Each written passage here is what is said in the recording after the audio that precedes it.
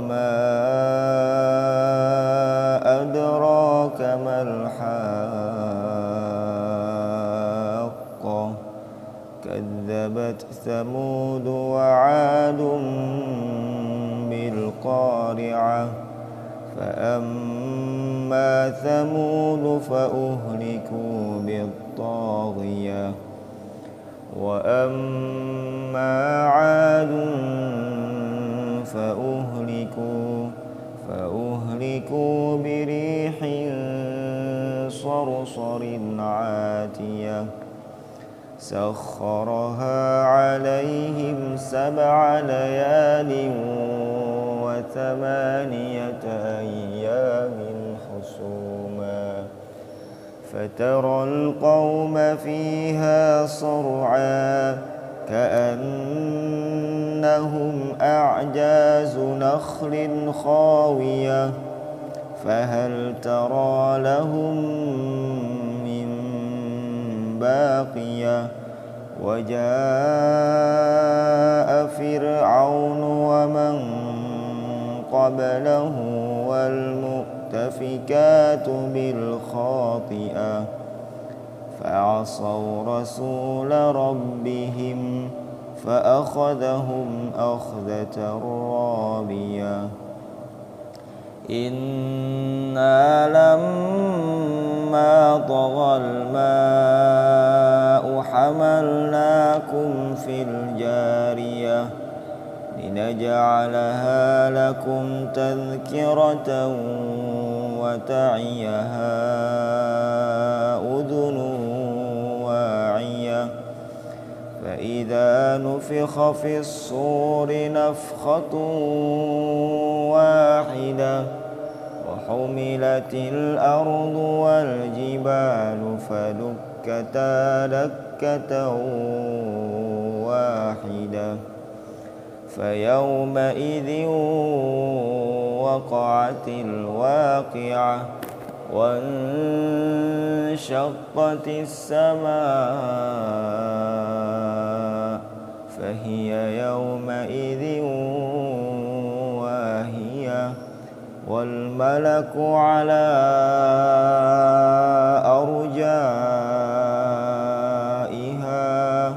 ويحمل عرش ربك فوقهم يومئذ 8 يومئذ تعرضون لا تخفى منكم خافية فأما من أوتي كتابه بيمينه فيقول هاؤم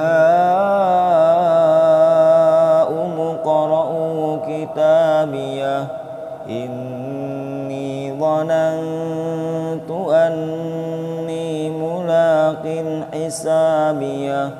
فهو في عيشة راضية في جنة عالية قطوفها دانية كلوا واشربوا هنيئا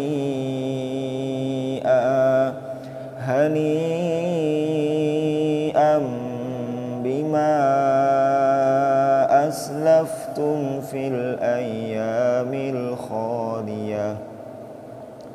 وأما من أوتي كتابه بشماله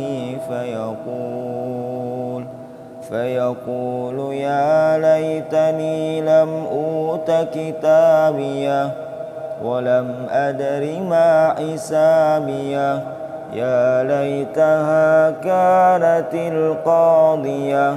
ما أغنى عني ماليه هلك عني سلطانيه خذوه فغلوه ثم الجحيم صلوه ثم في سلسلة ذرعها 70 ذراعا فاسلكوه إنه كان لا يؤمن بالله العظيم ولا يحض على طعام المسكين فليس له اليوم هاهنا حميم ولا طعام إلا من غسلين لا يأكله إلا الخاطئون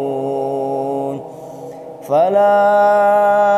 أقسم بما تبصرون وما لا تبصرون إنه لقول رسول كريم وما هو بقول شاعر قليلا ما تؤمنون ولا بقول كاهن قليلا ما تذكرون تنزيل من رب العالمين ولو تقول علينا بعض الأقاويل